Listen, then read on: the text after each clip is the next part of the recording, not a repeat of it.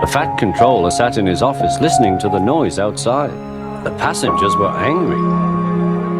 The station master came in. "There's trouble in the shed, sir. Henry is sulking, there's no train, and the passengers are saying this is a bad railway." "Indeed," said the Fat Controller, "we cannot allow that." He found Gordon, James, and Henry looking very cross. "Come along, Henry, it's time your train was ready." "Henry's not going," said Gordon. "We won't shunt like common tank engines. That was Thomas's job. We are important tender engines. You fetch our coaches and we will pull them. Tender engines don't shunt."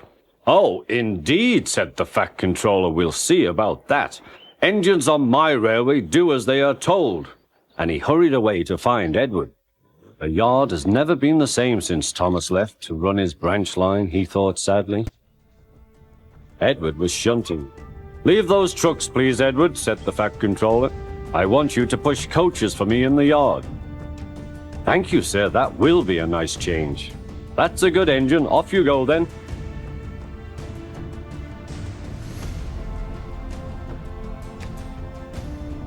So Edward found coaches for the 3 engines, and that day the trains ran as usual.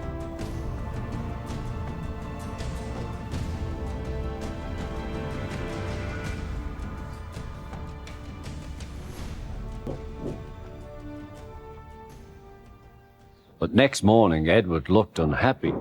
Gordon came clanking past, hissing rudely. "Bless me," said the Fat Controller, "what a noise!" "They all hiss me, sir," answered Edward. "They say tender engines don't shunt, and last night they said I have black wheels. I haven't, have I, sir?" "No, Edward, you have nice blue ones, and I'm proud of you. Tender engines do shunt, but all the same, we do need another tank engine here." He went to a workshop, and they showed him all sorts of engines.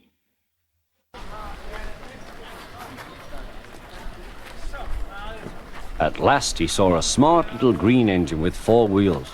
"That's the one," he thought. "If I choose you, will you work hard?" "Oh, sir, yes, sir." "That's a good engine. I'll call you Percy." "Yes, sir, thank you, sir," said Percy, and the Fat Controller brought him back to the yard.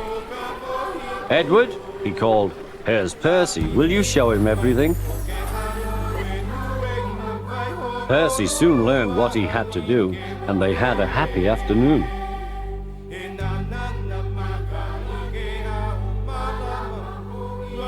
Then Henry came by, hissing as usual.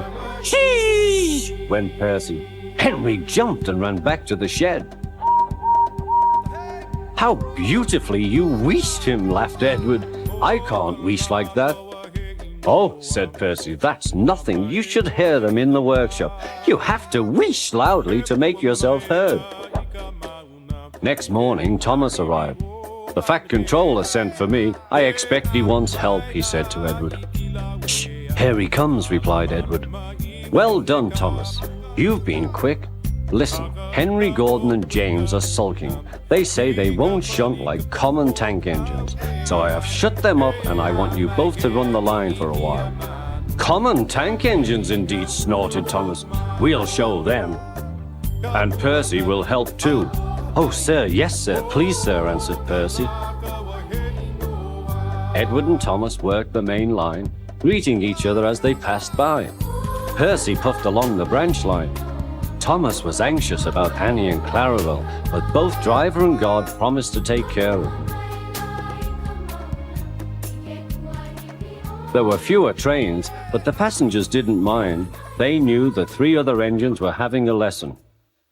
Gordon, James, and Henry were cold, lonely, and miserable.